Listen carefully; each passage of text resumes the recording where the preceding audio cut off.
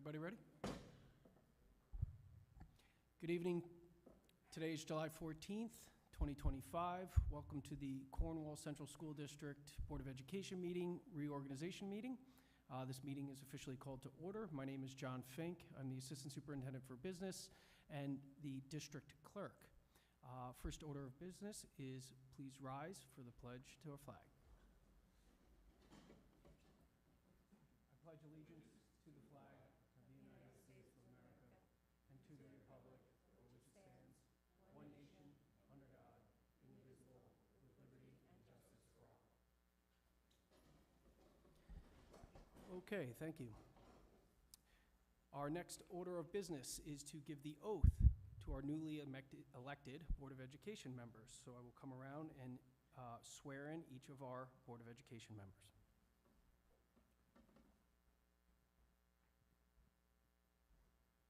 David, we got this one working? Okay. Mr. Carty, you are first. Please raise your right hand. I do solemnly swear that I will support the Constitution of the United States and the Constitution of the State of New York, and that I will faithfully discharge the duties of the office of Board of Education member according to the best of my ability. Thank you very much. Congratulations. I'll ask you to sign.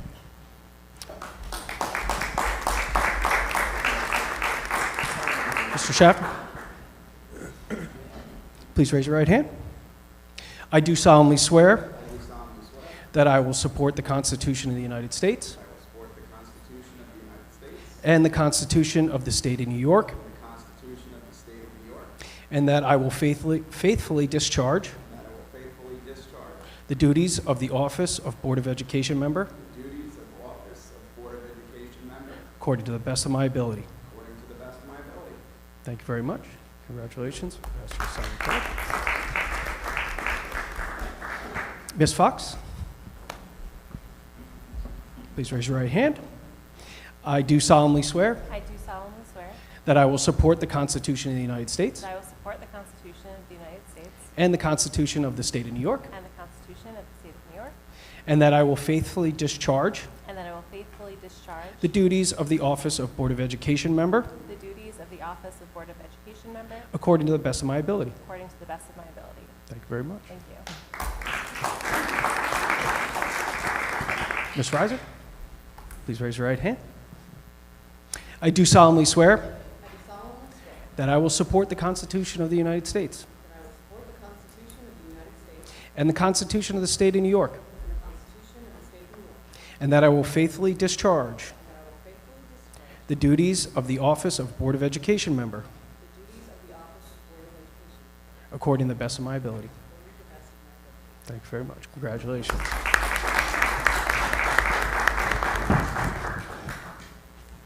Okay, our next order of business is to swear in our interim superintendent of schools,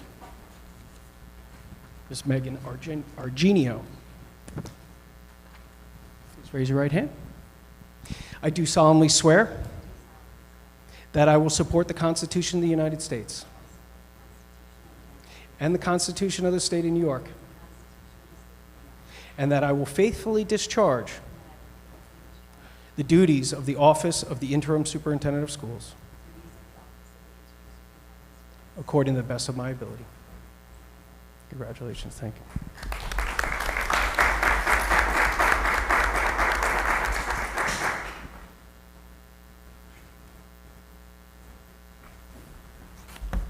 For the next portion of our meeting, we will have the election of our Board of Education president and vice president.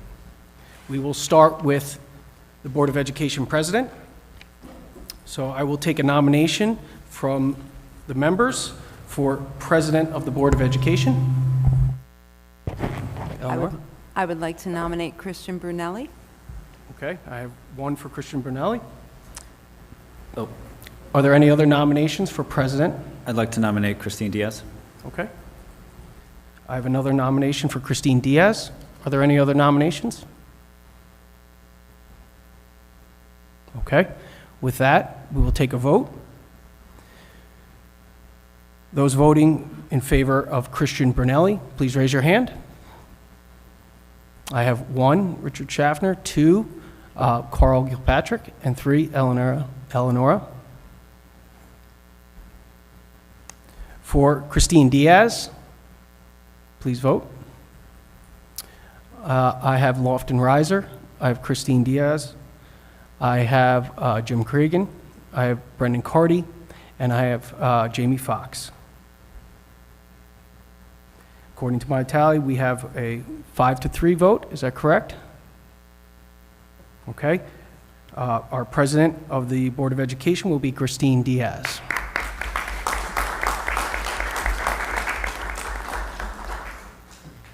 At this time, I will ask Ms. Diaz to stand, raise her right hand to be sworn in as president of the board.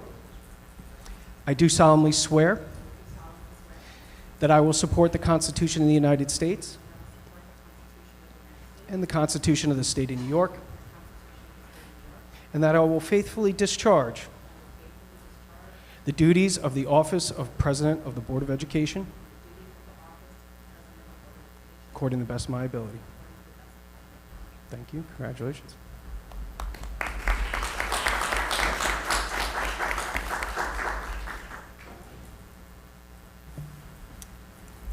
Okay, now that we have our President of the Board of Education, I will take nominations for Vice President.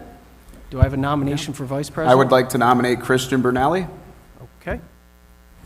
Are there any other nominations for Vice President of the Board of Education? I'd like to nominate Jamie Fox. Okay. Are there any other nominations for Vice President of the Board of Education? Okay, nominations are now closed. I will take votes for Vice President Christian Brunelli. I see 1, Richard. I see 2, Carl. I see 3, Lofton. 4, Christian Brunelli. 5, Eleanor Fazio. And 6, Jamie Fox. Do I have any votes for Jamie Fox? Please raise your hand. I have 1, Jim Cregan. I have a 6-1 vote. Therefore, our Vice President of the Board of Education will be Christian Brunelli. I will now come and swear in Christian Brunelli.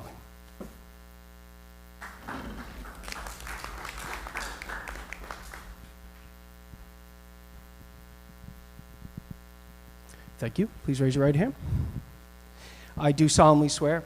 I do solemnly swear that I will support the Constitution of the United States that I will support the Constitution of the United States and the Constitution of the State of New York, and the Constitution of the State of New York, and that I will faithfully discharge and that I will faithfully discharge the duties of Vice President of the Board of Education the duties of Vice President of the Board of Education according to the best of my ability. according to the best of my ability. Congratulations.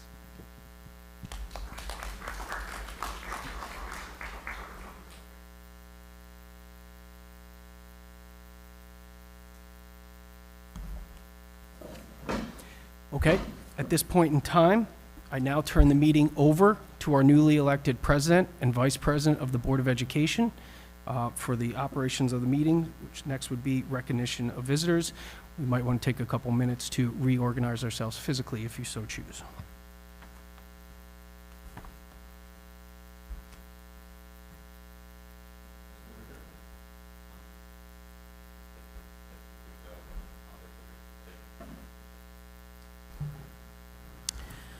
Okay, so public comments, recognition of visitors for any item on the agenda or for any other concern. The Board of Education welcomes comments from the public. Each person wishing to speak is asked to speak into the microphone, identify themselves, and respectfully limit their comments to 3 minutes. 2 opportunities to speak are available, one early in the meeting, which will be limited to 30 minutes, and one at the end of the meeting. Each speaker may address the board only once at both the opening and the closing portions of the agenda. Please remember there will be no cross-dialogue between speakers and members of the board. All speakers are to conduct themselves in a civil manner. Obscene language, libelous statements, threats of violence, statements advocating racial, religious, or other forms of prejudice will not be tolerated. Persons wishing to discuss matters involving individual district personnel or students should present their comments and/or concerns to the superintendent during regular business hours. Yes, that is from our policy book. Any comments?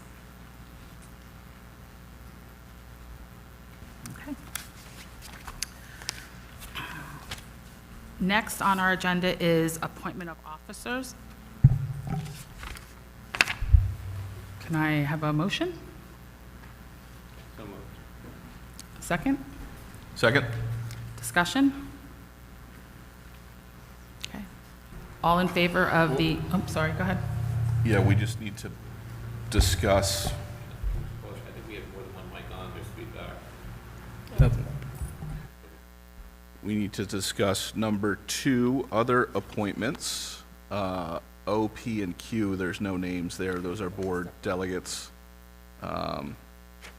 So those would need to be discussed separately before taking a vote. I mean, we could take a vote on the other ones and then discuss those 3, or discuss them and take a vote, however you want to do it. But those 3 merit further discussion because there's no names attached to them. I'm sorry, you're on number 1, I'm on number 2. We can take a vote on number 1. All in favor of the appointment of officers in section number 1? Aye. Opposed? Okay, thank you. Now, other appointments. As Jim said, we need to pull or discuss letters O, P, and Q. And I will start with, can I have a motion to discuss? I motion. Second? Thank you. It's my understanding that Christian is serving as the treasurer of the Board of Orange County Schools in the coming year, and as a result, the role of delegate, you need to serve in that role. So to be an officer of the Orange County School Boards Association, you have to be the delegate, not the alternate. I was the alternate last year, I attended the meetings, and so as a courtesy, I guess we can do this, but it potentially would create some confusion at that level, so unless someone else wants to serve in that role. And there is an opportunity to be the alternate if you want to get involved and be a part of that. So, do I have to take a vote on that specifically? The O, or just, Well, the motion says delegate and alternate, so you either need to, Just put the names in and then- O, P, okay. and Q and put them in So- and make sure everybody knows what we're doing, or we need to, table okay. P So, and Q, or discuss P and Q. okay, so we'll put Christian Brunelli in as the delegate, and we'll vote on that. Is there anyone who would like to be the alternate? Christine, maybe just be helpful, because it's kind of how we did it, I think, in previous years, is because it's sort of like the committee. Maybe people don't know, especially people maybe new to the board, don't know what these 3 things are and what the responsibilities are. Obviously, Bash Shacker has served as our NISBA representative for several years, and I've served as a legislative liaison for the last 2 years. So I can describe them if that would be helpful, or Can I just mention also, last year, a survey came out, and we wrote down what committees, and those were on there. So I believe right before I was leaving, I saw an email from Jim suggesting that maybe we move that to the next meeting. Right. So that we can maybe explain it to the new people and then fill that in to see who's interested in which. Yeah. Just a suggestion. I brought up, Sorry. I brought up filling the delegate role with Christian, just because that is Yeah. kind of one a line. one, it kind of has to happen if he's going to serve as treasurer, right? 100%. So the others, we can certainly table for next meeting, that's not an issue. But Christian, do you want to explain them in the meantime, and then why people why can don't I think just about it? describe Orange County School Boards Association, and we can move those maybe to the committee discussion. So for the Orange County School, obviously Orange County, there are, I think, 14 or 15, depending on how you want to count them, school districts, and this is kind of our federation. So there are members from all the different school districts in Orange County, and they lobby on our behalf to the state and through the New York State School Boards Association. They also have presentations on shared issues that cross our district boundaries. They often have outside presenters, legal experts, mental health, chronic absenteeism, other things. And so it's a good opportunity to talk to people who are doing what we're doing nearby and learn from their experience and see how they're doing it. For example, last year there were several discussions about the cell phone policy and how different school districts were implementing it, as well as the student representative. And I think it was helpful to see how different districts were doing it, because more minds are better than one. And I think it's a good experience for anyone new to just to go and and it usually meets once a month in the fall and spring, usually on 7 p.m. on Wednesday nights, and then the meetings through the winter are virtual so that they can be done from the comfort of your own home. Thank you. I served on that my first year on the board, and it was very helpful to get perspective and see the bigger picture.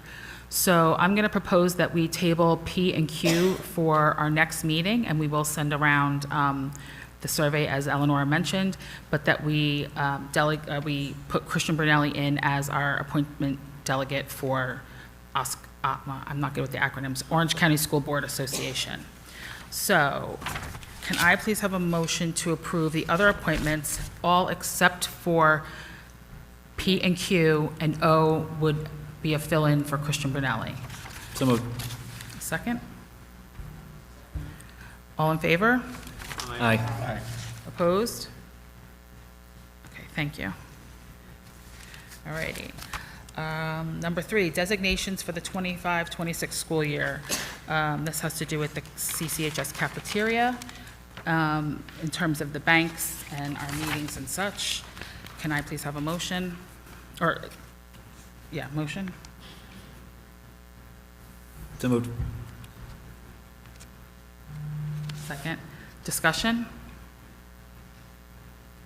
No? Okay. All in favor? Aye. Opposed? Thank you. Number 4, authorizations for the 25-26 school year. This has to do with authorizations to, participate in the federal aid program, and authorizations for petty cash funds, limits, et cetera. Can I please have a motion? Motion. Second. Thank you. Any discussion? Okay. All in favor? Aye. Opposed?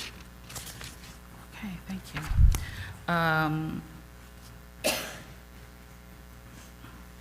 Acting interim superintendent of schools resolution. May I have a motion? So moved. Second? Discussion?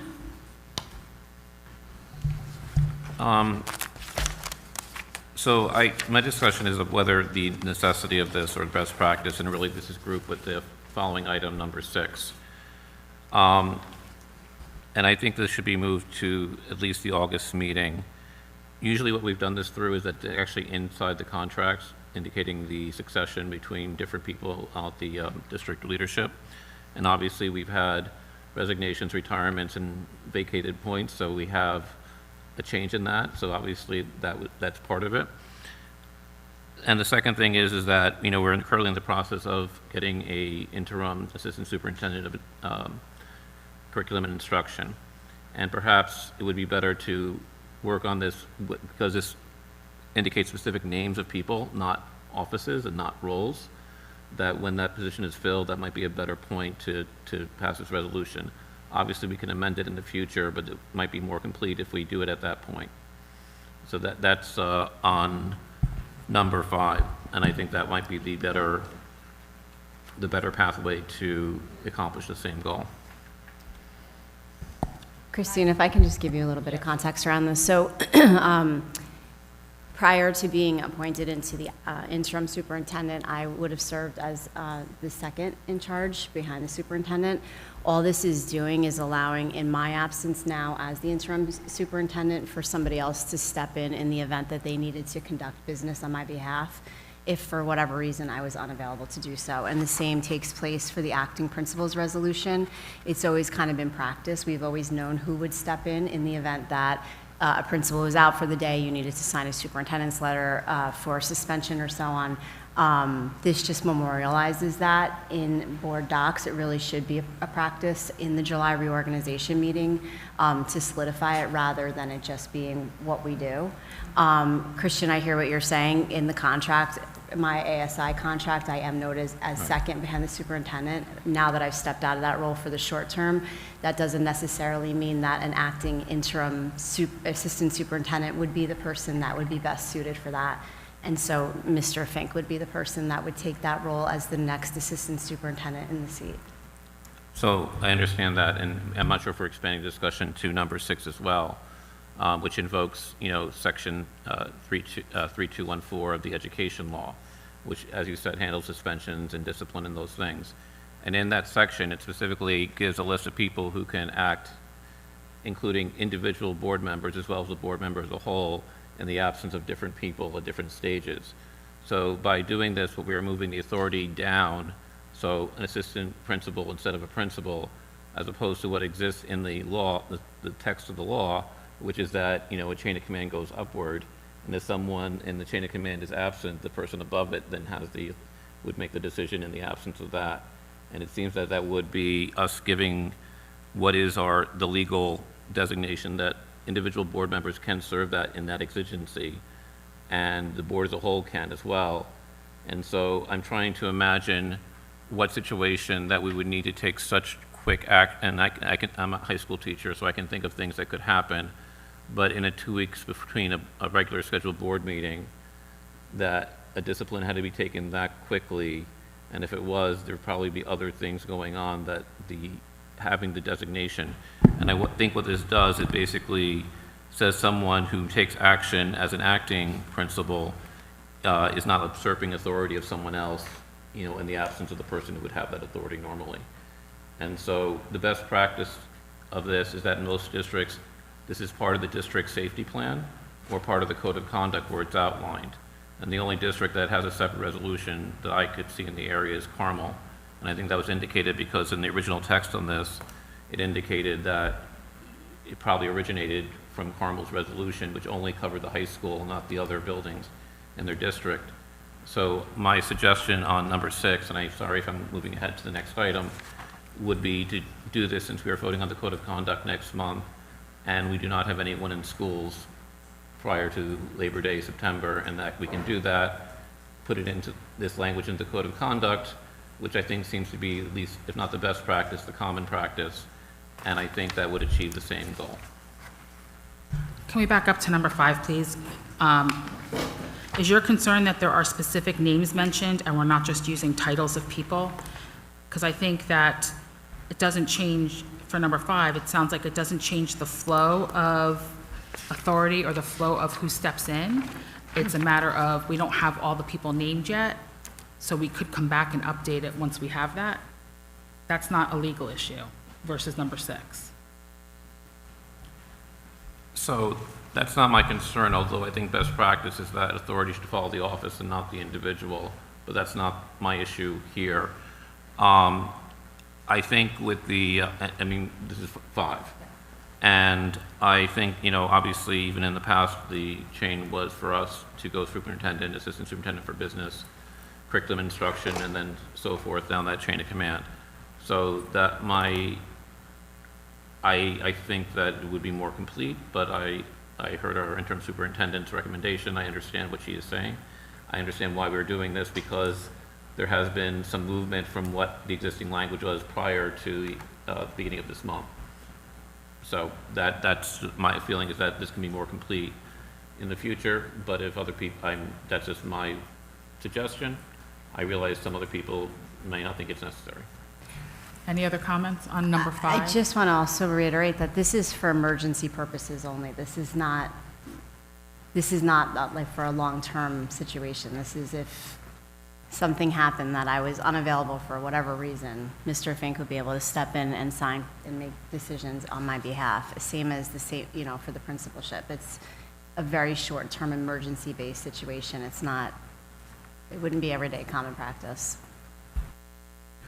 Okay, so for number 5, acting interim superintendent of schools resolution, where we have the flow of who steps in an emergency situation if the initial person is not available. Can I get a vote for those in favor of passing it as is? Aye. Aye. 1, 2, 3, 4, 5, 6, 7. Opposed? Abstaining?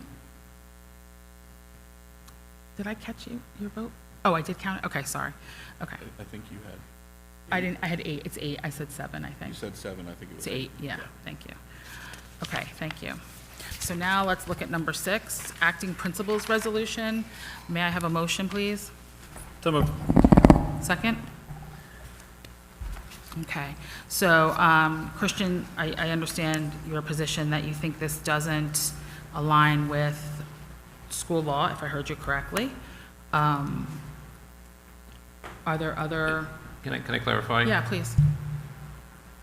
School law gives various authorities, and the school board can delegate those authorities to whoever they choose to by majority vote.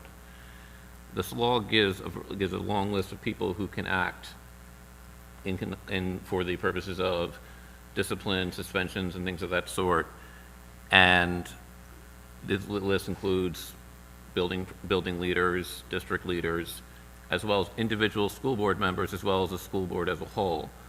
And I think what it generally gives power broadly because it does understand that there might be situations where someone has to take that action, and that's why there's a long list.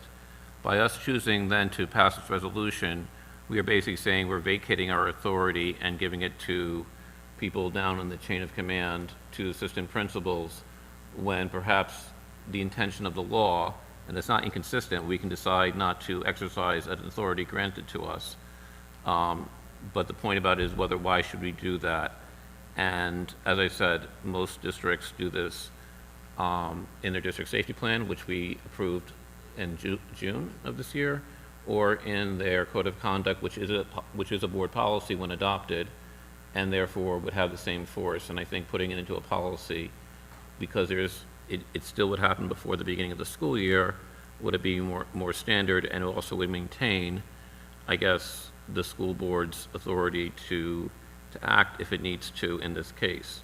As we said, this is for emergency situations when obviously if there's a person who needs to be suspended immediately because they pose a danger to others or to themselves, and you have to take an action, and because not every day people are sick, people have to go on conferences, that someone can act, and that's immediately. But that's a relatively, I think, minor number of cases, and I think what you do is you could always go up the chain of command from building principal to a variety of different district officers, and if they're not there, there's 9 school board members that can be reached that could authorize this, even on their own authority by the text of the law. So not inconsistent, the question of whether it's advisable for us to take that action. I would just put in this perspective. I think the logic that, it's not likely that we will need this because schools are not full of students, although, there are still obviously activities going on. I'm not comfortable with that. I mean, just because the risk is lower, and the whole reason that we pass resolutions like this is to cover all contingencies. And secondly, I'm just hesitant to say we're going to punt on this because at the next meeting, we will resolve this issue in the code of conduct. I see it as being not unlikely that we don't come to conclusions at that meeting either, in which case we've now punted it to 2 meetings, 2 months, to September. And we can always, whenever we pass something that updates it, it's updated. So there's really no harm in passing this now, covering our bases, making sure that we have a plan of action in the unlikely event, sure, but still not impossible event that some of these transfers of power need to be executed. Thank you. Anyone else before I go back to Christian? Okay. So it's like the law gives the authority knowing that these rare cases can occur. And that's why, as I said, it designates a list of different people in the chain of command that can do it. I think we also have to look at what are other districts doing. And the districts in our region, all who have the same concerns and the same challenges, have done it a different way, I think for good reasons, because putting it in the code of conduct means it's more visible to the people who are subject to this, and as well as the people who are actually enforcing it. And I think that's why districts tend to do it that way. I would also add that the only district that put an acting principal's resolution did it in January and did not seem to feel that it needed to be rushed before the beginning of the school year, even in that case. And so I don't think that this is necessarily enabling us to do something they wouldn't be able to do, and the law is already pretty much complete in the sense that it did it. The question is whether we want to take the school board out of that loop, or basically taking it out of people who the law gave it to, and transferring it to people the law didn't, and giving them acting powers by allowing them to act up above their designated position, which is not included in the law. Okay, So- thank you. So it sounds like we have an option to pass it as is for the time being, knowing that we will revisit it in our code of conduct, and if it becomes a policy there, it would supersede what is written here.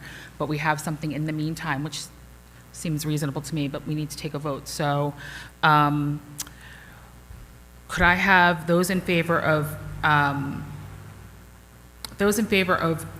tabling this until we have a code of conduct policy created? So, Am we've, I not doing it right? well, we've moved and seconded this action, so we should To vote on it as it take a is? vote on it. Okay. Or if somebody wants to make a motion to table, then that motion should be made and seconded and voted on. Okay, thank you. So, as said, could we please take a vote on passing this acting principles resolution as is for now until something is different? All in favor? Aye. Oh, sorry. 1, 2, 3, 4, 5, 6, 7, 8. Opposed? 1. Thank you. Number 7, resolution to approve cooperative purchasing contracts. This is about who approves the contracts and who has the authority to do that, the best value, making those decisions, et cetera. So can I have a motion, please, to open this? So moved. Second? Thank you. Discussion? No? Okay, thank you. All in favor? Aye. Opposed? Thank you. Number 8, recommendation to approve substitute pay rates for the 25-26 school year. May I have a motion? Motion. Second? Second. Thank you. Discussion? All in favor? Oh, Can go I ahead. just have a question for John? I didn't go back and check the tape from the spring, but this was obviously discussed in the budget, and just want to confirm that these rates represent what we voted on during the budget process? That's correct. Yep. Thank you. Went back to my notes, pulled up the exact dollar figures for you. Thank you. Thank you. All in favor of approving this recommendation for substitute pay? Aye. Any opposed? Okay, thank you. All right, so we are on to our consent agenda. The use of the consent agenda permits the Board of Education to make more effective use of its time by adopting a single motion to cover those relatively routine matters which are included.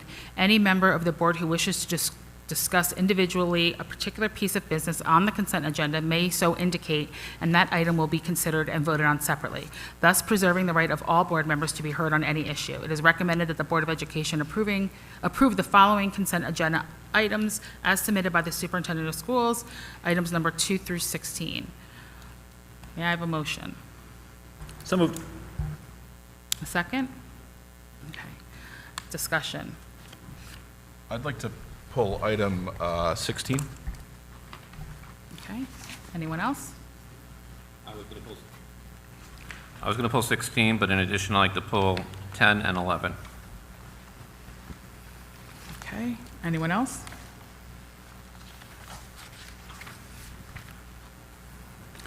Okay, so may I have a vote on consent agenda items number 2 through 9 and 12 through 15? All in favor? Aye. Aye. Opposed? Okay, thank you. We will start with number 16. I'll start with you, Jim. Thank you. Just to give a background for the dozens of you watching at home, typically policy goes through the policy committee. These two new policies have been mandated by New York State, and they are, I think, need to be passed by September 1? August. Yeah, they're supposed to be July.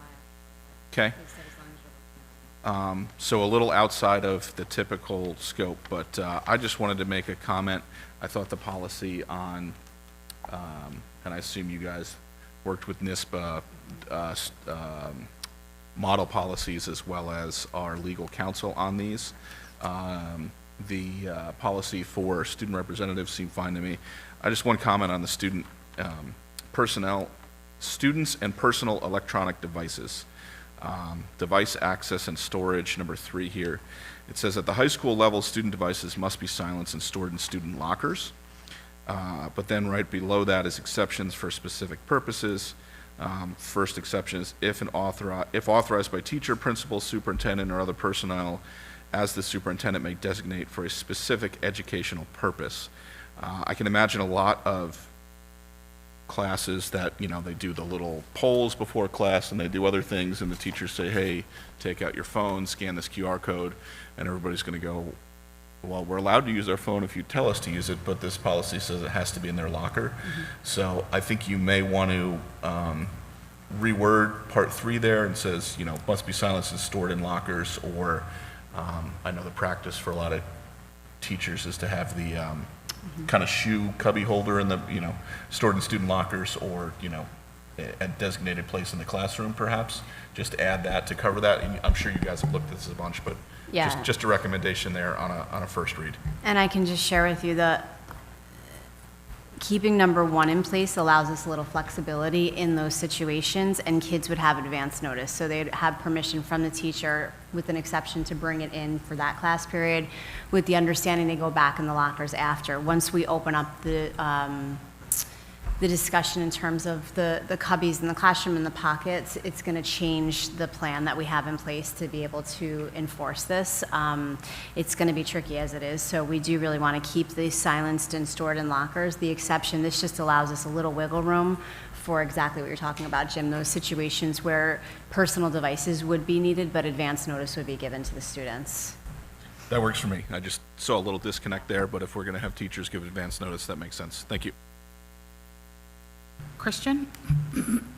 First, just to piggyback on Jim, and this is the first reading, and we have a second reading where if those modifications, we can do it before the policy is adopted, I believe, correct? And I'm sure that this would be incorporated into the code of conduct as well. Correct. So the code of conduct was sent, and you'll see very common language. This was from NISBA and from our legal counsel, so we worked through that along with our admin team. So you'll see in the code how it's going to be implemented is more, a little more in depth in there. Okay. So I have one, I guess, clarification question for myself, and then secondly on the ex officio student member policy. The first one is, since I know this can go through a policy committee, I'm wondering where did these policies come from? And obviously there's a human author, and I'd just like to have clarification because we do have a policy on policy formation that this clearly didn't go through. So I just would like to clarify that, and it can be, it doesn't need to be answered now, but if someone could just. I can answer it. Let, So these were literally given to us at the end of the school year. So although they were talking around it, the by- timeline by NISBA and all districts have been told that they need to get this done by August. So even our council said it was the information and then quick rush to get it done. It's not the best timeline, it's not the best way that we choose to do things, but we've been collaborating with our admin team. We surveyed our students, had some meetings with them towards the end of the school year to get their input and pull them into it. This is the best case scenario for the timeline that we were given, and this is coming from NISBA and our new legal counsel. So I understand that, but here's where I guess I'm confused. First of all, I know that because I said it in board meetings throughout the spring particularly about the student representative policy. And I sat in Knoxville meetings, multiple, that they discussed that, and most school districts passed it before the end of last school year. I have the text of the NISBA sample policy 2245 here, and just by the length of what you have in your policy, you can see that they're not the same, and that there's a lot in the sample policy that's not in the policy that's being presented. So this is not just adopting a template sample policy. And substantively, in that template, they're given choices about how you want to select, and also duties that you would like to add to the student member. And so I think we should, first of all, the spirit of this law as passed in New York State was to ensure student voice. And I think partly means that students should select their representative, and that's what most districts, I think, have done directly or indirectly, or interviewed by the Board of Education, or even in some cases in Monroe Woodbury where there's an actual vote in an election.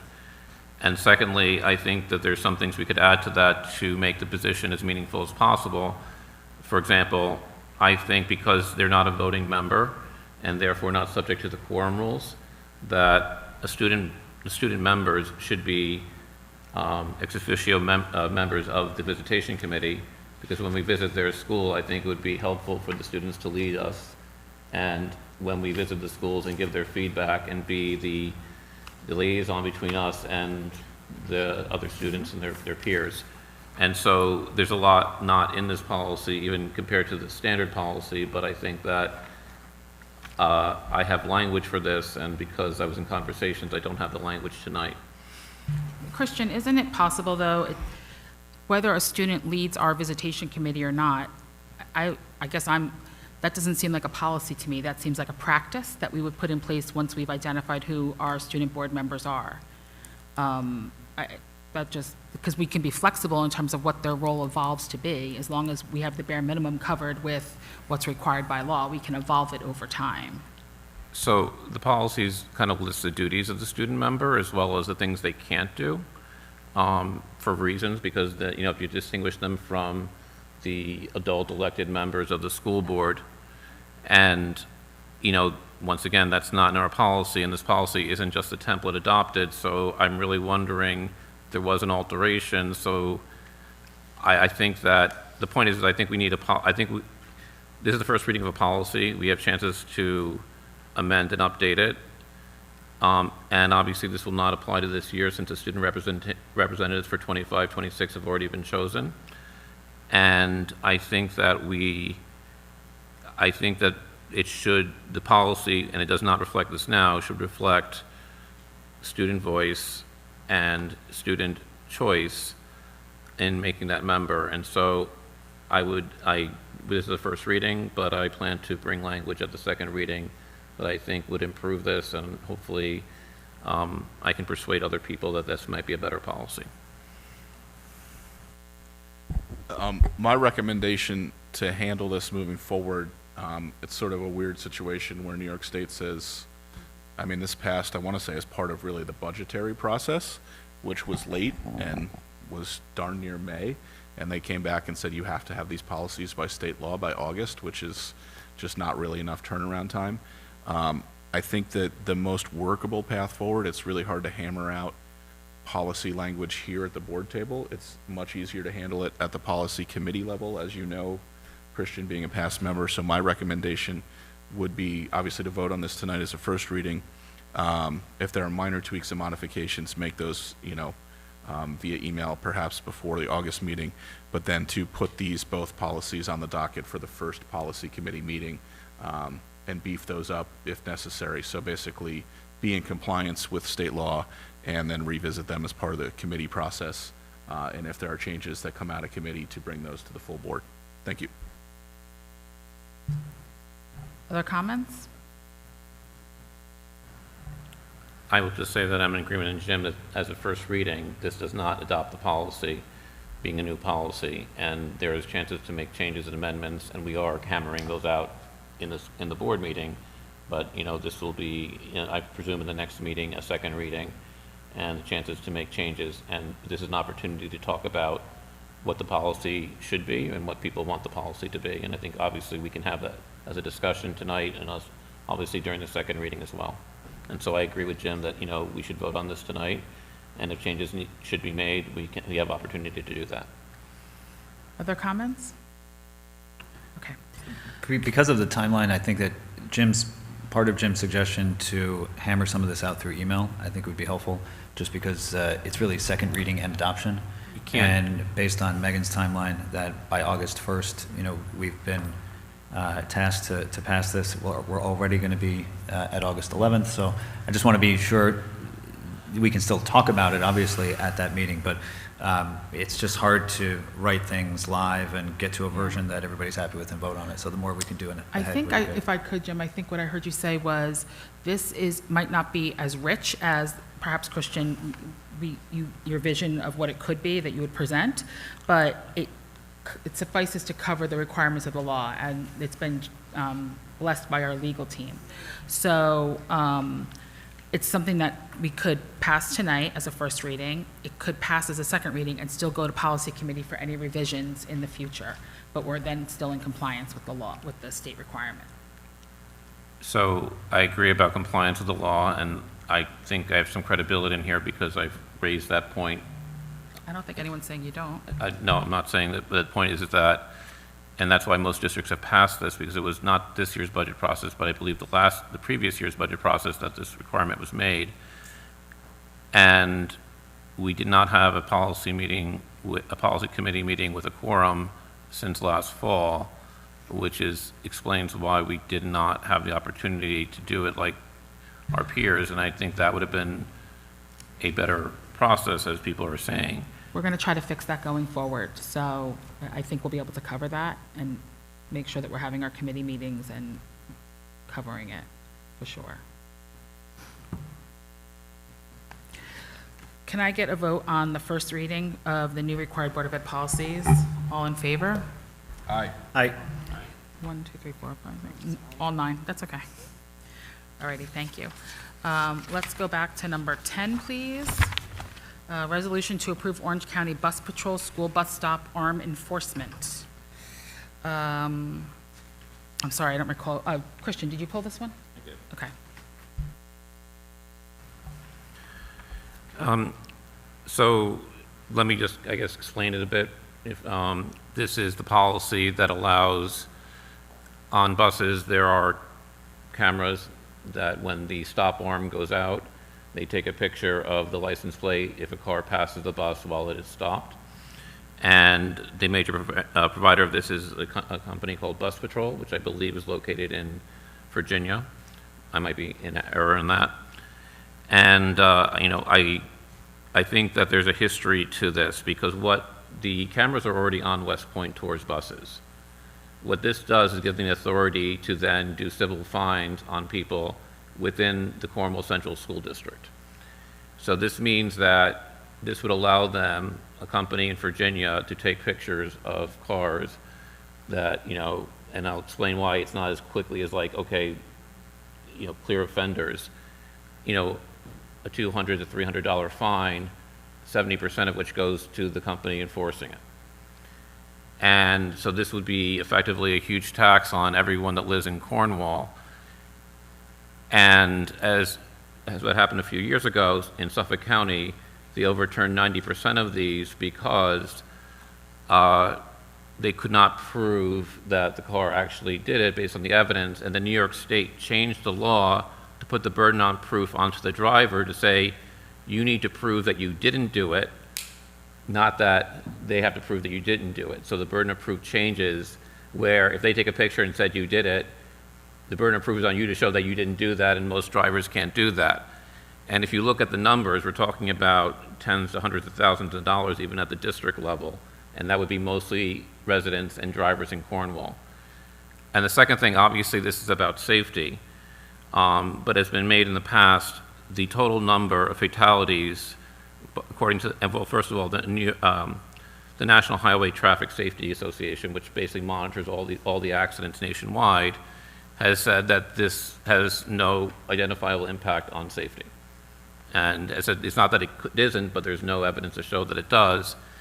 And if they look at the numbers over the 10-year period before this was adopted, the number of fatalities by a strict definition was 4 over 10 years, which means that this would almost probably, and none of them in New York. So by a looser definition, it was only 40 over 10 years, which means 4 per year. And so statistically, to think that this policy will have any impact on safety is a little bit difficult, and many people have made that point. The other thing is that most of the ones are as soon as the arm goes down, so it's not about people who are like speeding through at 70 miles an hour, clearly like, clipping people, it's people who get caught in as the arm is initially extending or pulling back and think that it's all clear, and you putting this in the hands of a private company that has an interest in maximizing the number of violations is something that I think requires a little more thought. And because this doesn't really impact us until the school year begins and buses are on the road, I think we should table this to the August meeting. And I think I would encourage my colleagues to maybe do some research, because this has been litigated recently in New York State, and it is a more complicated issue than I think is being presented here. And what we are doing once we authorize it, this will impact only people inside, and given the nature of our district, it almost certainly will be residents of our district who will be paying these fines. Megan, are we currently doing this in any shape or form? Okay. No, and John, you can speak more to it since you had conversation with West Point. Christian brings up some valid points. It has been litigated, although we have a number of districts locally and around New York State that have moved to this, to the cameras, for students who are loading and unloading. So it's up to the board to make this decision. And again, as I shared with the board, there will be funds that go back to the county, and the county is going to provide the school districts with digital mapping for safety and security purposes for law enforcement to have, and school districts to have. So there was an added benefit to this program. But it's certainly up to board prerogative. Please go ahead. I was just going to suggest that perhaps we table it for now, just until the August meeting, so we can have a bigger discussion and get some more information about it. And can I just, on why the tabling, the cameras are already actually installed on the buses. I saw them today on West Point Tours when I was outside of Willow Avenue picking up my son from ESY.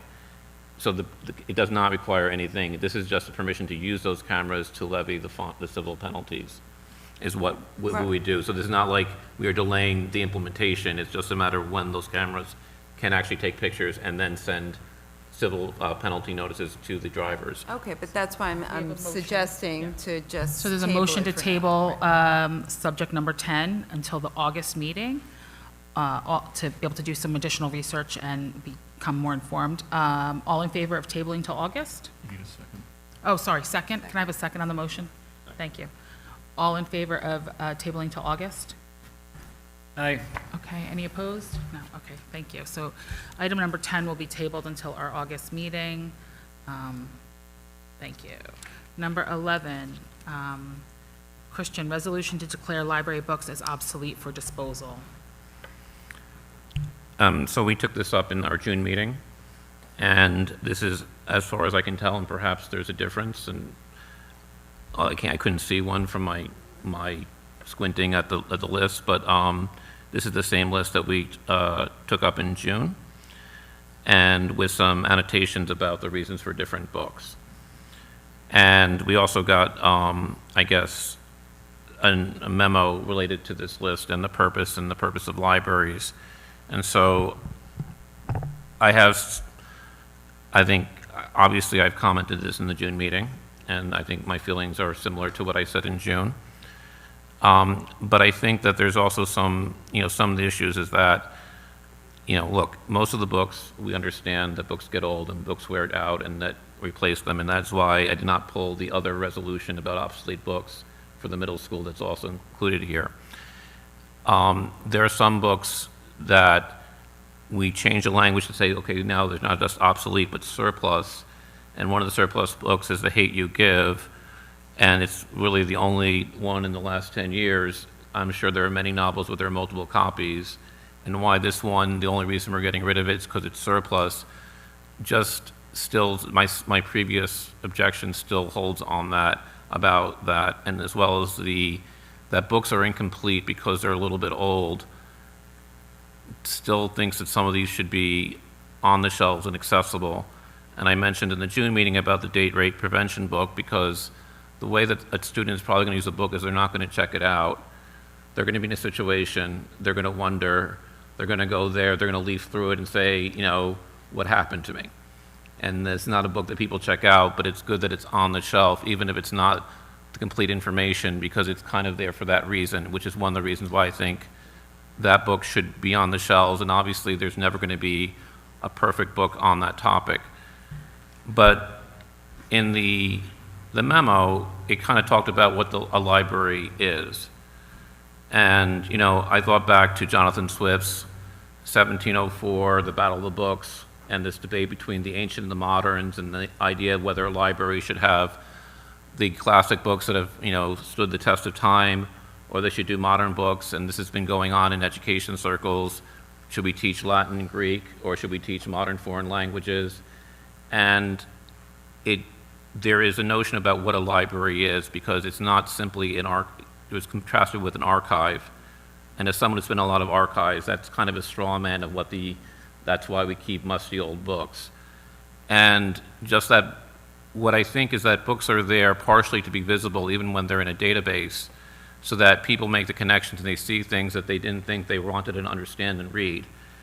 And I say this because one of the people that I had the fortune to cross paths with in my life is Sidney Verba, who was the university librarian at Harvard.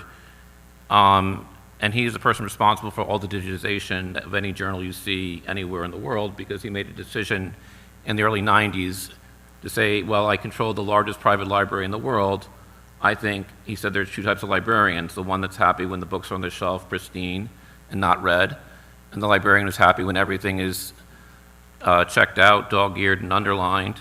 And he says, and that's why I made the decision to digitize this. But at the same time, I don't think he would think a digitized catalog replaced something that was on the shelf.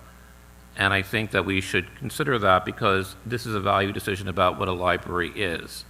If the library is just a prop, like many people during the pandemic who bought books to put behind their Zoom screen so they looked like they were educated, as opposed to and you could see by how crisp those books were that they were not read, or the types of books that are actually taken off the shelf and looked at.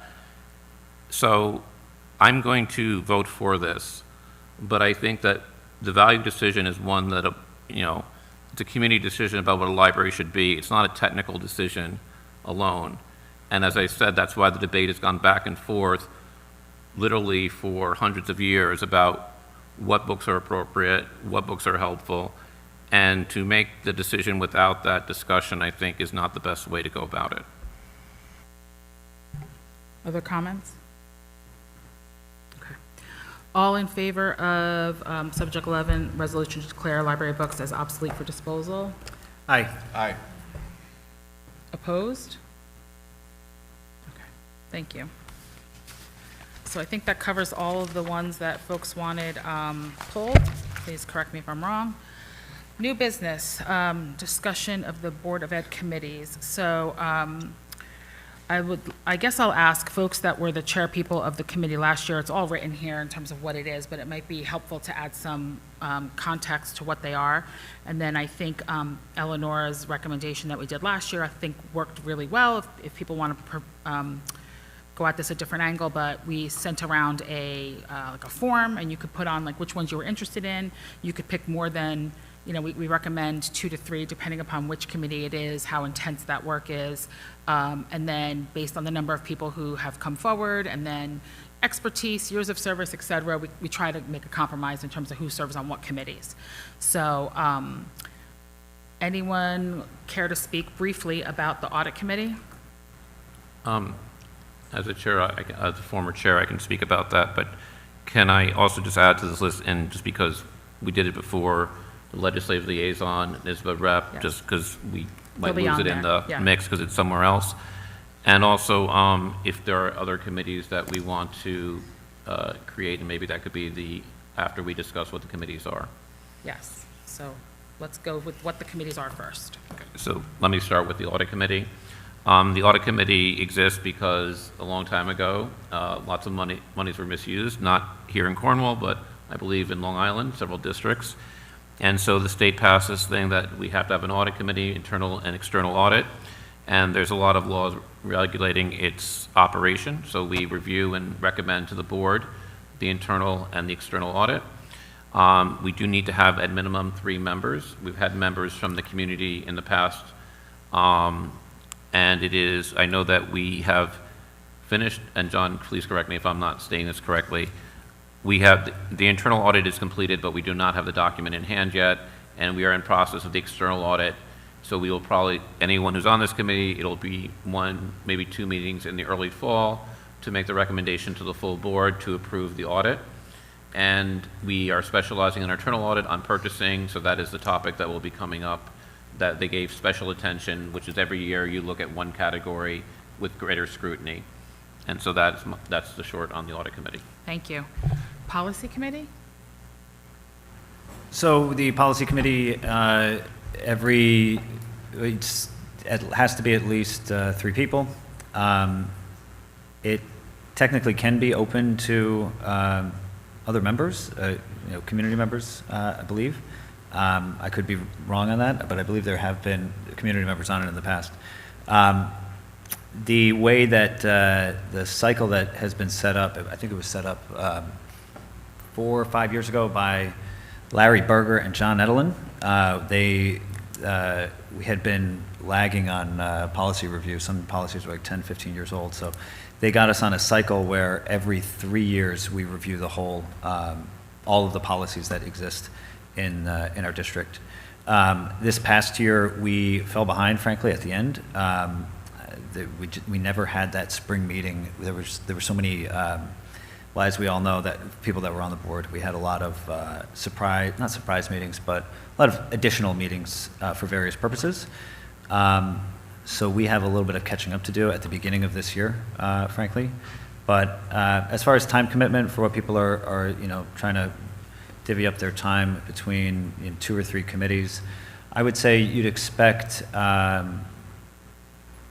3 meetings per year, but there's a fair amount of homework to be done before the meetings. You're going to be given a tranche of maybe 20 policies, and that you have to review, and you can't review them an hour before the meeting. It's like that's the kind of thing you need to give yourself several days because they are very dense, hence the need to review them. But it's not the only. It's a committee where you get to have the first crack at the policies. So if you say, well, I want to have a voice on policy, but I don't, maybe being on the committee is too much of a commitment. As you just saw tonight, we did the first reading of a policy, and then it comes back around and do a second reading. So every board member does have an opportunity to opine on the language, but being on the committee gives you the first crack in shaping any edits that might be put forth to the board. Thank you. Can I just add to Brendan, so like the first and second reading, if it's a new policy, which means it doesn't exist already in our policies, and then what the policy committee reviews existing policies, which just get a reapproval if there is no changes, or they just approve the modifications, but there's not necessarily a first and second reading when it's an existing policy, as many are. Thank you. That's good context because most policies come through. We are not the only person looking at it. We get recommendations from the lawyers, and et cetera. So yeah, it's not an absurd amount of negotiation on like word by word, and most of it is pretty straightforward. Thank you. Facilities committee, Jim? Thank you, Christine. So Facilities Committee obviously deals with facilities, which is obviously a big monetary expenditure of the district, and the board works closely with administration, with buildings and grounds. This committee, as all committees, have up to 4 board members. If you get 5 or more, then it becomes a quorum in a regular board meeting. So we've had 3 or 4, I want to say, for the past few years. In addition to board members, administrators, we've also had in the past representatives from Teachers Union. John Hines was on the committee last year. We typically have a representative from the Administrators Union. Kate Palumbo and Jason Simo have both been on the committee before, as well as, in the past, potentially just community members who have expertise. So certainly going to be a busy year from a time commitment this year. As we've talked about, I don't know if it's our last meeting, the meeting before, but there is a potential for a bond vote coming up as early as December, if not certainly in the spring. So there's going to be a lot of work to do, and some of it will be front-loaded here to make sure that we get work quoted out so we can have dollar values attached to projects and slot those projects before we get full board approval for that slate to go out to voters. So I did recommend to everybody today via email that perhaps on this committee, at least we raise hands at the meeting and see if there are 4 or less, that we perhaps seat this committee tonight, just in terms of hitting the ground running there. I think that's it. Thank you. Are there folks here who are, immediately interested in serving on this committee? Just no guarantees, but, so Brendan, Jim, Christian, Richard? Okay. Okay, I guess that's, so if we have Richard, Christian, Jim, and Brendan, and that would be the max, Jim? Okay, 4 is the max. all right. Thank you very much. Can I just, because I think this is also not clear, because our practice in the past is that you can have more there, but you are there as a community member, non-voting member, and maybe, Jim, I haven't heard that. There's been overlap in the past, specifically really between facilities and communications, because obviously when we're going to pass a capital referendum, the communications committee is sort of the facilities committee does the front end and hands that off to the communications committee to, communicate out to the public what projects that we're asking them to spend their money on and undertake. So there's been a lot of hand in hand between those two committees. So in the past, we've had we've had communications committee members come and sit in on facilities committee meetings. We've also had in the past, members that have been on both committees, so we haven't needed to. So yes, our past practice has been if there's a 5th member, they sit in the back in the audience rather than sit at the table, but are more of an observer than I was just saying participator. that people are Yeah. aware that they can do that, and we do have people from the community members, and obviously all of our board members are members of the community, and you, observer, I just think you don't have a voting stake in that. Right. Yeah. Take off your board hat. Okay, thank you for that clarification. Communications Committee, Brendan? Jim kind of got us started there. So in a year like this year, where we have intentions to pursue a capital project, the Communications Committee would support not only gathering information from the public and then, getting feedback, preferences, all that, and then sharing once the proposal or the proposition, is locked by the board. Then it's about going out in concert with the administration. BOCES helps out a little bit, creating materials that will inform the public as to what they will be voting on. And I think this year will be very busy in terms of the communication committee, particularly because the cadence of it, if yet to be decided, we have the capital project vote sometime in the middle of the year, not in May. You would then have the next cycle, which is the regular budget vote, which is already a busy time for the communication committee. So you'd have, it would be pretty much go, go, go all year. I think in the past, particularly when we've had years where there's been a heavy load, we've really looked to get public help, and I think this year will be the same. It's one of those committees where you have to do a lot, not just kind of like, have stuff presented to you.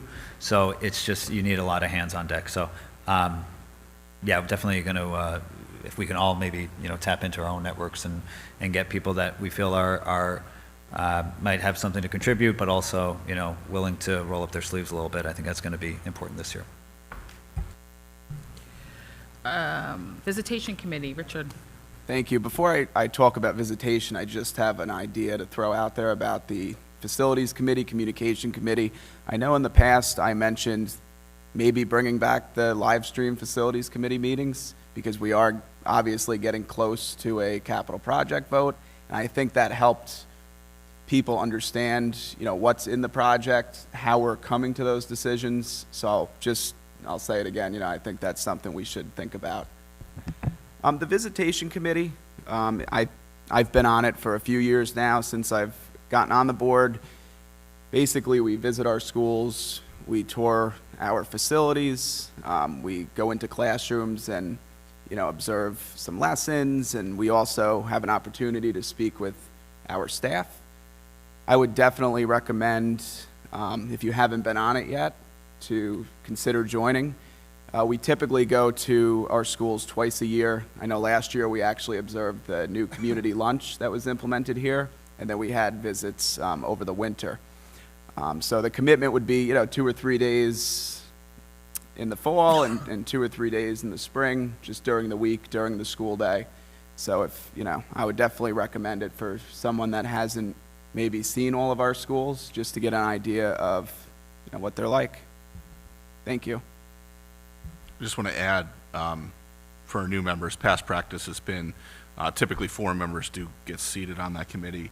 And what happens is, hey, 3 Tuesdays from now, we're going to go to COH, and 1 or 2 of the members will say it's not available. The chairperson will send out an email saying, hey, to people that aren't on the committee, we've got a couple open spots. So there is chance, even if you're not on the committee, there's a chance to, pick up some individual school visits. Just wanted to add that. Thank you. Yeah, thank you for that. I'm sorry, can I just add something? If we're going to make some changes, I don't know if you said that in the beginning, just to the description. Last year, we only ended up visiting once, and when we were trying to schedule another visit, it became very difficult. So just a suggestion is at the beginning of the year, schedule the 2, knowing that it may have to be changed, but at least it's on the books that, this week we're in the fall, and then this week we're going in the spring, because it was a little frustrating. I think that's the committee chairperson, that person will lead that and work with administration, so, absolutely. New member handbook committee, I really don't even know that this is a committee. It's kind of a little defunct. If anyone needs information, we can provide it. And then the scholarship committee is really, typically everyone on the board makes a donation. We didn't seat anyone last year on that as a committee. No, I'm just explaining what it is, Yeah. the scholarship.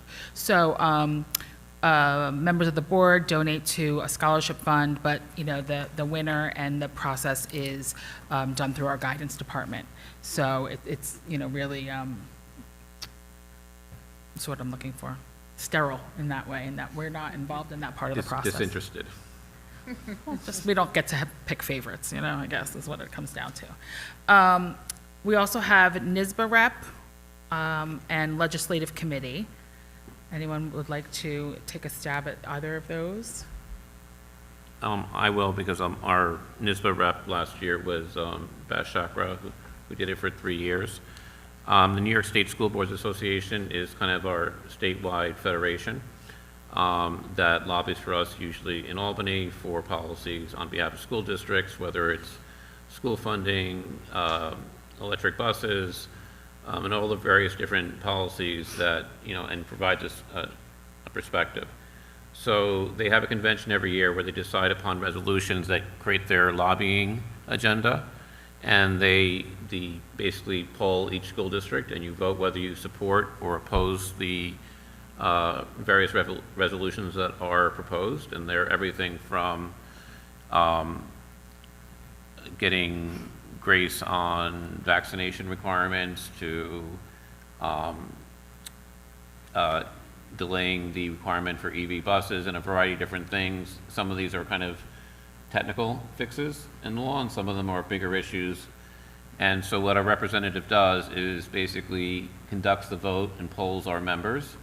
And this is not required because the representative could vote their own conscience, like a trustee. What Dr. Chakra did was that he polled the members, and whatever carried the majority of the board was his recommendation when he voted in the convention of all the school districts in the state to create the agenda. Some districts post the results of those. I know in Wappingers, the vote on those resolutions is actually public, and you can see how individual members voted on each of the resolutions. We generally have not done that in the past, but we could. But the point is that you would attend the convention in October, and you also get to meet, like in Orange County School Boards Association, school board members from across the state. And you get the experience and conferences where they provide training and background. And I think it's a good opportunity in that sense, even beyond the actual work. And I think you can attend virtually, Yes, you can attend virtually. if that's an issue for folks. Orange County School Boards Association creates a virtual meeting for people who can't go to the site, and so you can cast your votes and also participate virtually. And they set up the Onken Conference Center at OU BOCES, where you can go during the convention, cast your votes.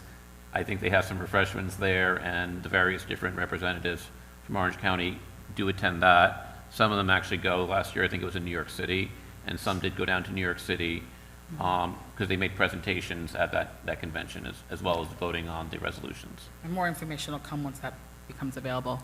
And Bass was a mastermind at it, so we can certainly learn from what he did. And legislative liaison? Yes, legislative committee? So the legislative liaison is the point person with various local, state governments. So you are the person when there are concerns with Town of Cornwall, Village of Cornwall Hudson, Town of New Windsor, Town of Woodbury, as well as our state representatives in the Assembly and the State Senate. In February, there's a lobbying day where school board members across the state go up and you sit down and you get your 20, 30 minutes to talk to, for us, it would be currently James Skoufis and Chris Ekus. And basically, we do this with the other Orange County school boards, and we all sit in the room and we kind of talk about our concerns and ask them to take legislative action. There's some other things that can be broader than that. Obviously, if you want to have a more harmonious things for things like, one thing that came up is summer camp. And obviously, we have construction, so summer camp, the liaison is the contact person between our school district Board of Education and the variety of local governments that we interact with. Thank you, Christian. So more will be coming via email. Keep an eye out. We will be opening it up. And of course, if there are committees that do not exist that you think should exist, you can send those ideas in as well, and then we can discuss those at the next meeting. Please. Yeah, if I may. So I want to revisit the Facilities Committee. We had 4 hands raised. It's my understanding that committees can just be filled by the will of the president and the vice president. It's been the past practice of our board to take a vote to ratify those. So I would like to, since we have 4 members of the committee, 4 people raised their hand, to make a motion to seat the Facilities Committee tonight with myself, Brendan, Christian, and Richard. So I'd like to make a motion to seat the Facilities Committee with those 4 members who raised their hands earlier. Okay. All in favor of seating the Facilities Committee with the 4 people mentioned? Aye. Aye. Any opposed? Thank you, Jim. And if you and Christian just want to discuss, we've had chair people have been assigned by president and vice president, so if you guys could just discuss who you want the chair to be and email the rest of the board so we could hit the ground running there, that'd be great. Thank you. Can I bring up the curriculum committee again? We brought it up last year, kind of fizzled, so I don't know if we want to revisit that, to maybe add that for this year? Yeah. I would second that. I proposed it last year. I also circulated a potential charter from, how it would be format and what its remit would be. And I think it would be an opportunity to explore and enhance our curriculum. I'll just bring one thing that was brought to my attention. Our science research program at the high school is being not just sunsetted, but ended. And this is the independent research project in science that have been presented at the STEAM Expo. And, this would be an opportunity or a forum to say, do we want to commit resources to support, a curriculum like that, as well as other types of things on that field, both at the elementary and the secondary level. And as I said, I circulated a charter, and I can recirculate it to people to see if there's interest in creating it. And I think that is not an uncommon thing in many school districts in the region. Other comments? Oh, sorry. Go ahead. I was going to propose another committee. Well, yeah, please wait. Other comments about curriculum committee? Thoughts?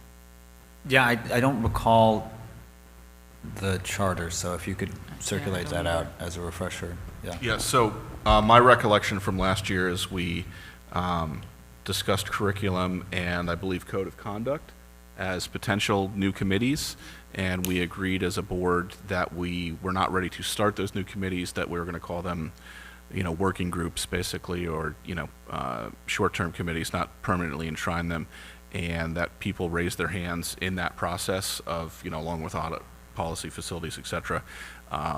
And, whoever the chairperson was, I think we left it to those committees to appoint their own chairperson, and as president last year, I never heard back from either committee. So if there's interest for those committees to be explored this year, certainly people can raise their hand, and we should include it in the email with all the committees. And, the folks who want to be in those committees should meet and report back to the full board. And committees are part of our own organization, so this can be discussed and organized via email. It does not have to be in the public meeting. And I think obviously we don't have another meeting in July, so that might be the best way to do that than taking time tonight.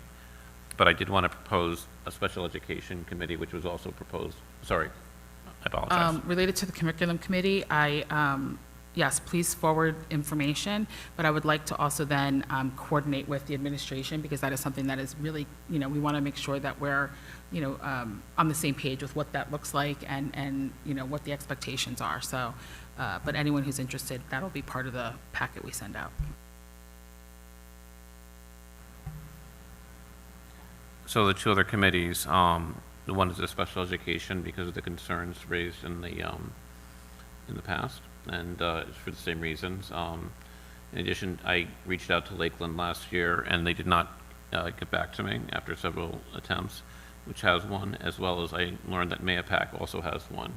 And this is to address, and as many people know, the special education PTA was formed over the past year, and it's to liaison, and I know people who also work in our district would be, the idea that it would be discussion of what resources need to be provided for this population, these populations of students, which doesn't just include struggling students, but also gifted and talented as well, which is a program we once had in our district. So I would propose that for consideration, and also the code of conduct, which would be a temporary one-year committee to look at and to revise the code of conduct. Yeah, so if I recall, code of conduct last year was approved, for lack of a better word, for folks to come back with, what we thought that cadence should look like and what that process would look like.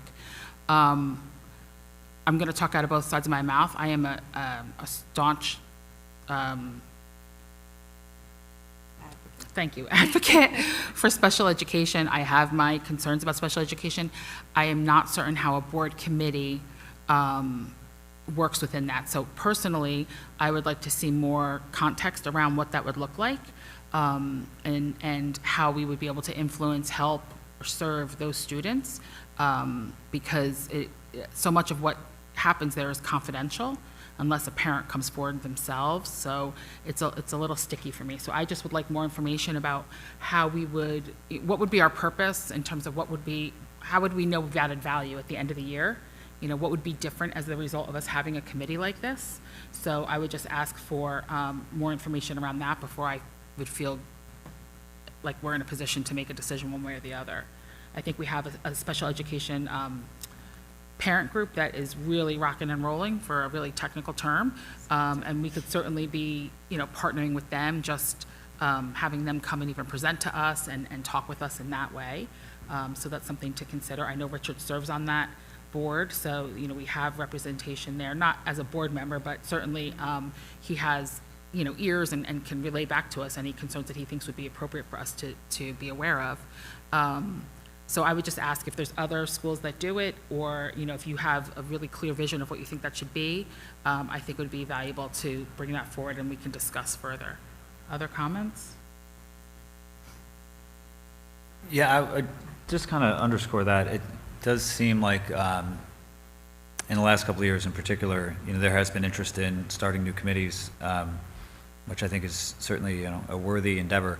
But it almost seems like we should codify some process for how to start a committee, I think when we say, to propose a committee, I think should require the production of some written outline, charter, whatever we want to call it, of what the scope of the committee will be, what its goals are, et cetera, so we can, as a board, evaluate it and, make it better, perhaps. So yeah, it's hard to have these discussions before we can all look at what it would actually entail. So who knows, maybe that's maybe the policy committee can take it on as actually outlining a policy. But for the moment, I think that, we've all said this. I mean, Christian even said that he would circulate that policy, that charter for the curriculum committee. And I think that's the right approach. So we should just apply that standard to any of these new committees. And there's nothing that says we couldn't start a committee in October, if that's what it means, but because we want to get information from other schools or whatever the case may be. So I understand that might play into people's commitment in terms of time, but if that becomes a real issue, I'm sure we can all compromise and shuffle if there's a particular interest for a specific thing. I would like to believe we would all be amenable to that. Any final comments? Okay. So, I'd like to make a motion to add something to new business, if I can, before we move to the next section, if we could. I would just like to add that, make a motion or resolution to authorize the board president to reserve a space at New Windsor Community Day and also Fall Fest, because the opportunity for that will fall really before our next meeting. I believe we will probably get it gratis because of our, nonprofits generally have gotten stall space. But I think we would need board authorization for you to ask us in our name to reserve that space for us, and whether that is something that we'd like to do, but also to grant the authority so that, Christine, you can take that action before the next meeting on our behalf. Can we get a But second?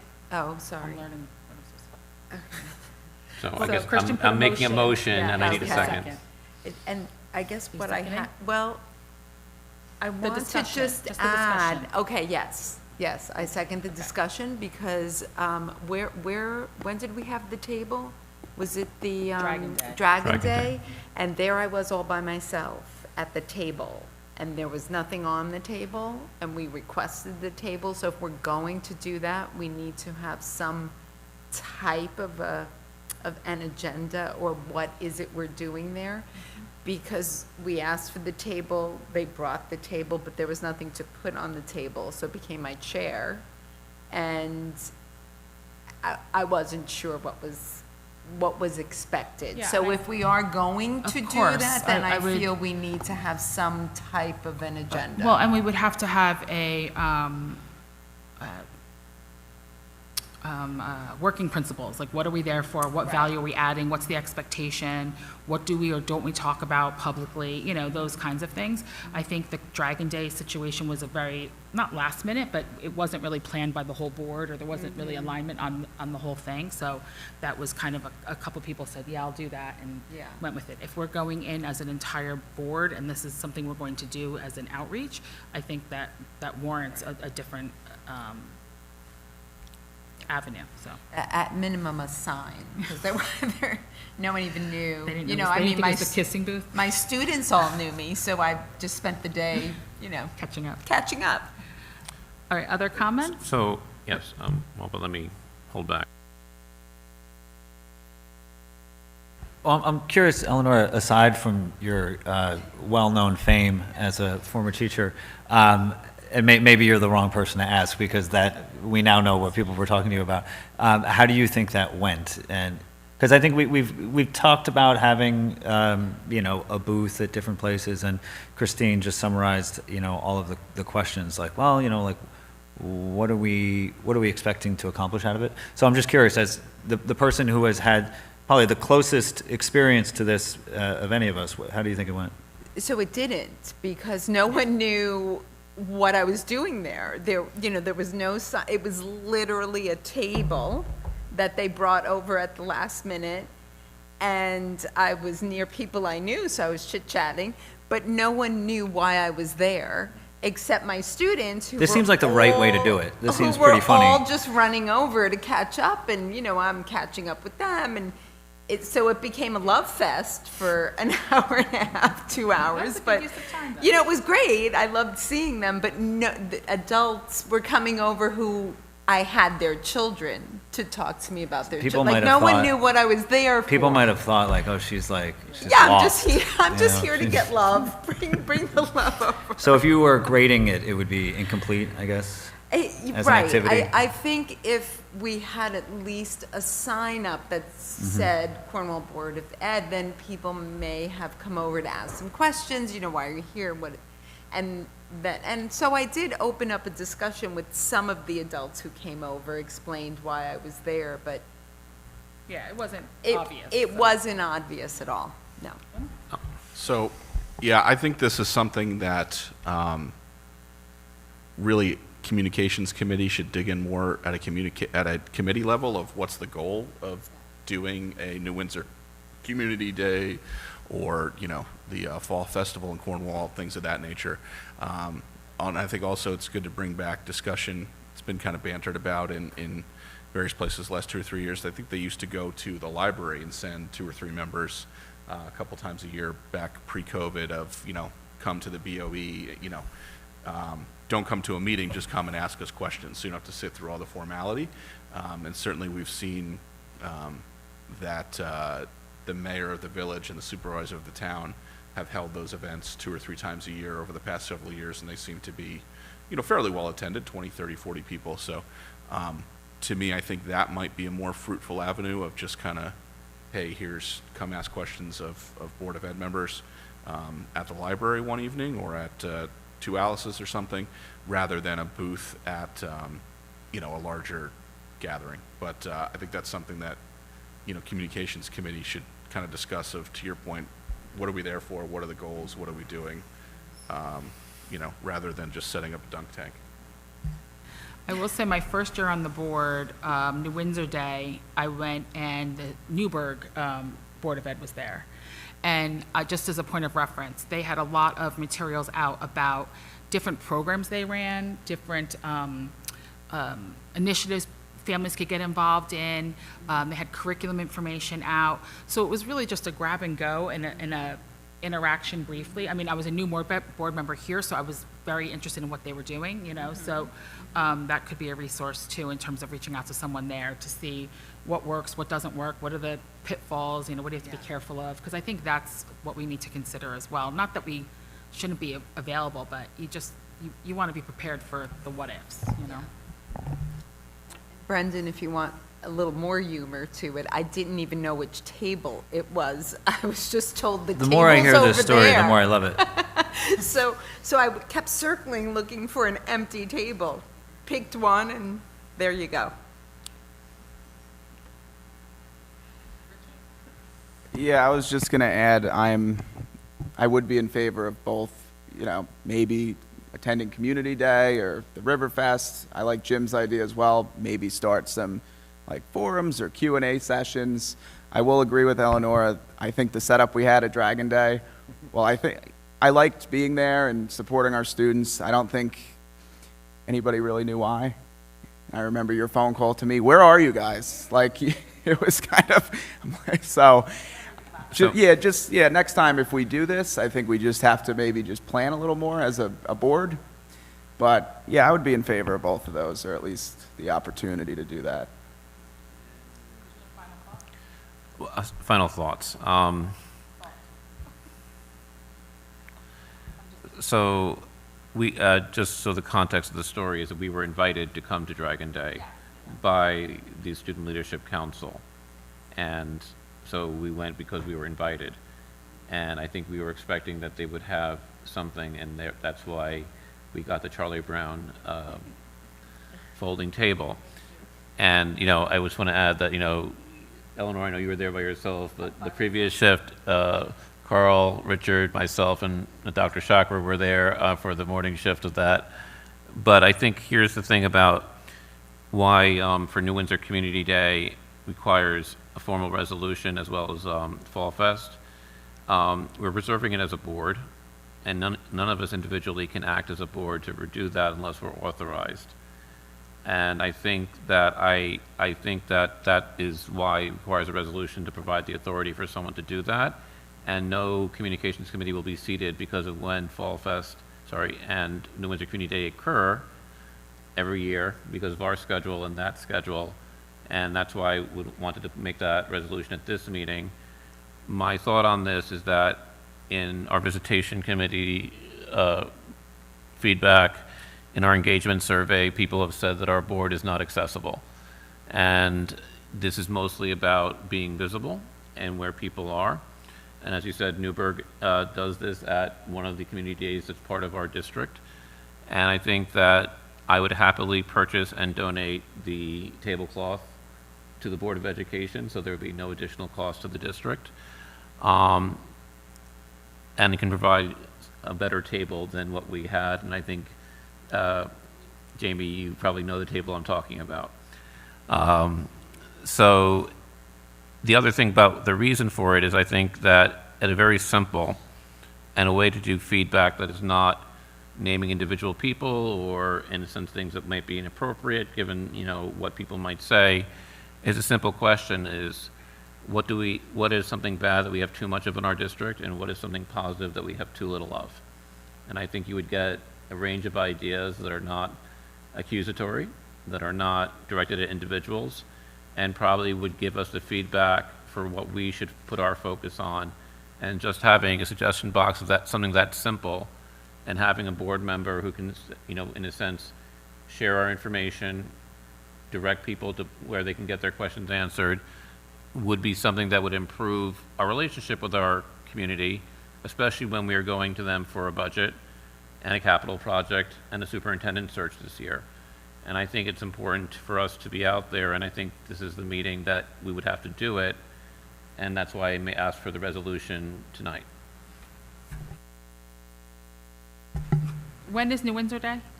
September It's in 13th? September this year, that's what you... September. Okay, so it's in September, I just wanted to confirm. But you have to reserve You have to your- reserve I that. understand, Yeah, but yeah. in terms of preparation and the like, Yeah. and this motion to authorize me to reserve tables is not saying we're necessarily going to positively do it, right? It's just giving so we can have a discussion around that. It's like, It gives you, as a president, the authority to reserve it on our behalf.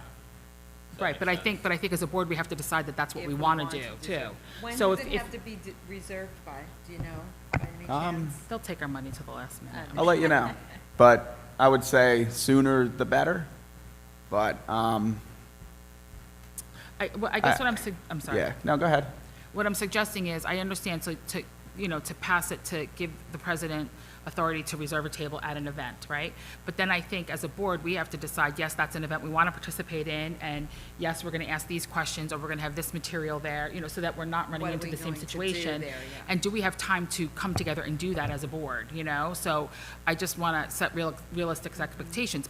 Pass or don't pass it tonight, so that we have the chance to do it in the future, whatever that next thing might be. But New Windsor Day might be cutting it close in terms of our ability to really present ourselves in the way that we would want to. That would be my concern. Yeah, because Dragon Day was not, that would not be a good thing to do again. Not the way we did it. Not the way Yeah, we yeah, did it, is exactly. what I'm saying. Yeah. So that's why I had Yeah. hesitated before. Let's make sure we know what we're doing with this table, rather than just Yeah. have this table and 100%. We use should it, have an you know. agenda, like, Right. in our fall. What are we doing there? I'm also not sure if we can authorize you to approve something without the dollar figure of how much it would be. I mean, by default, the president of the board has the authority to make those decisions, but it would be, the board would be authorizing the expenditure of a certain dollar figure of district resources. And since we don't have that dollar figure, I know we're getting really technical, I don't know what authorization we could really approve tonight, and what authority it would give you beyond what you already have.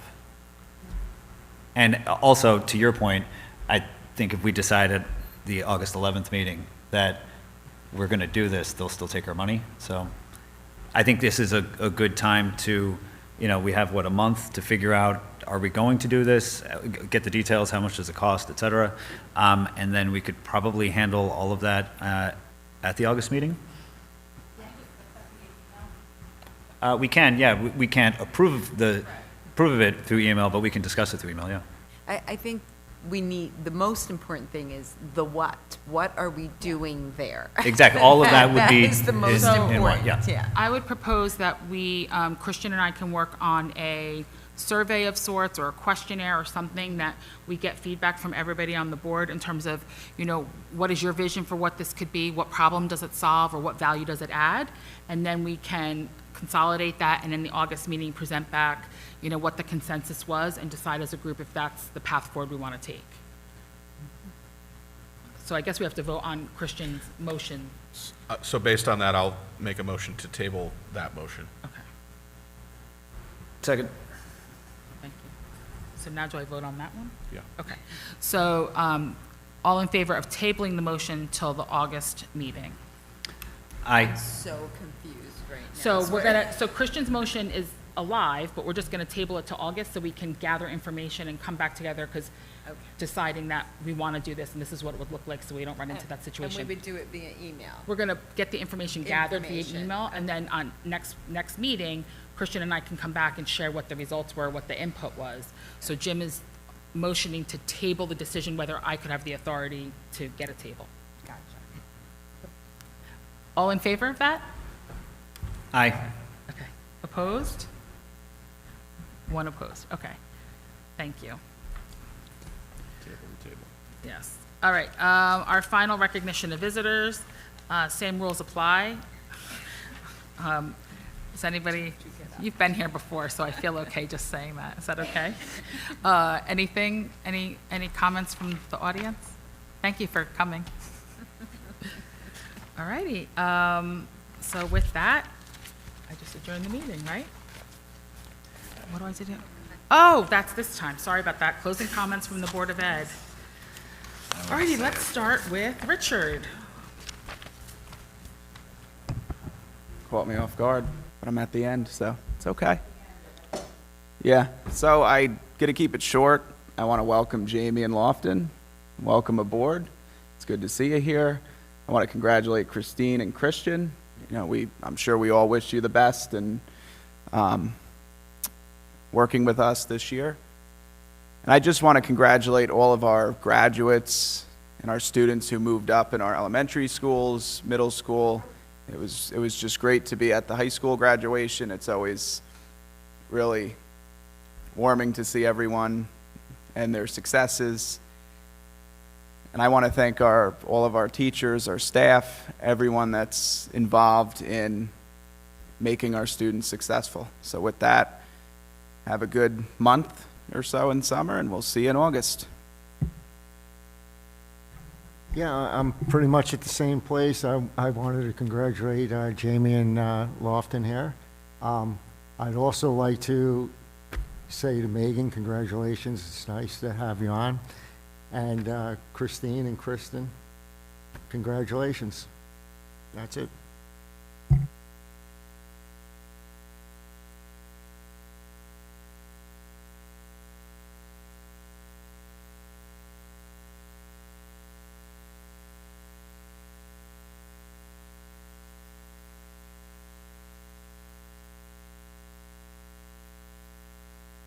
Welcome to Jamie and Lofton. Congratulations to our new leadership here. And I would like to congratulate our graduates, and I'm hoping that our staff and students are enjoying a very well-deserved rest this summer.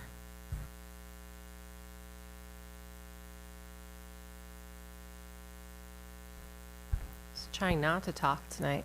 I just wanted to thank everyone for being so welcoming and onboarding myself and Lofton. There's a lot of information. I'm really excited to be here. Congrats to Christine and Christian. Thank you, Jim, and congrats to all the graduates. I hope you guys are having a great summer. Yeah, I mean, nothing else to add.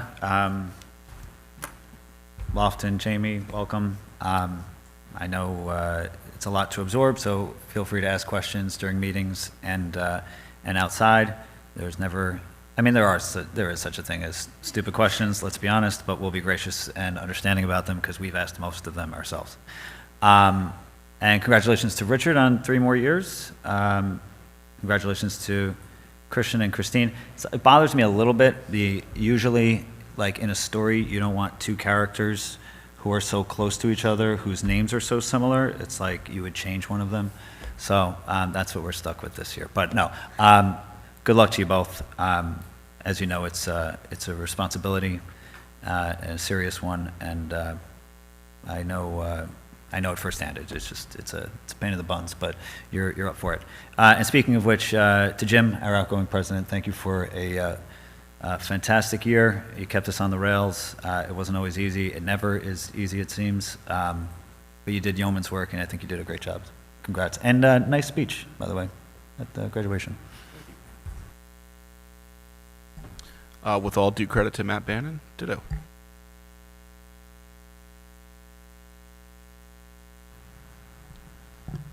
So I'll repeat what some people said, although I'm not sure congratulations is the right word. I had a student who once gave a valedictorian speech and said, "Mom, Dad, I screwed up. I was supposed to be 3rd." So you don't have to give a speech, so condolences perhaps is a better word than congratulations. And my condolences to those who got an extra 3 years to their sentence. Jokingly, of course. And I just want to say that I'm very impressed by both Lofton and Jamie by your diligence already to this point that perhaps is not seen, but bodes well for your service on the board. And I just want to say that I appreciate that as much as the fact that that I think that your achievement of being elected or being convicted to the school board. I do want to just bring a little more serious thing, and just one thing that I read this week is a local school district that is instituting a 5th grade academy, which means that they saw that their 5th graders had like our school district, their 5th graders are in with their middle school. And as was brought up earlier this year, that there's a noticeable dip in proficiency in our 5th grade. And we also talked about another issue in our facilities committee about the traffic issue at the middle school. And what they're doing is that they are actually taking their 5th grade and putting it on an elementary schedule, which means staggering the time schedule, but also more appropriate and allowing them to transition to the middle school. And I think it's an interesting idea because it addresses both the academic concern as well as the practical concern of the traffic to the middle school and reducing that by roughly 1/4. I don't think it's a simple issue. I think there's some logistics on it, but it might be something that we want to perhaps think about this year and see that if we can maybe solve 2 of our issues or problems with 1 stone. And if you look for the article, I think you encourage you to take a quick look at it, or maybe reach out to the district if it's something that you think should be explored. Thank you. Christian, if you have the article, do you want to just forward it to us? I will do the link via email to the Thank members you. of the committee. Thank you. Jim, thank you. Thank you for setting a good example and for helping me be a vice president and showing me the ropes. I really appreciate it. You did an outstanding job bringing us along. Thank you for your vote of confidence. I am looking forward to serving the community, but also this board. And I just want to be really clear that I welcome your feedback and your concerns, and they might not all get addressed at this, immediate moment, but please do not wait and hold on to things that then I can do nothing about, or I can't do anything about in a timely fashion.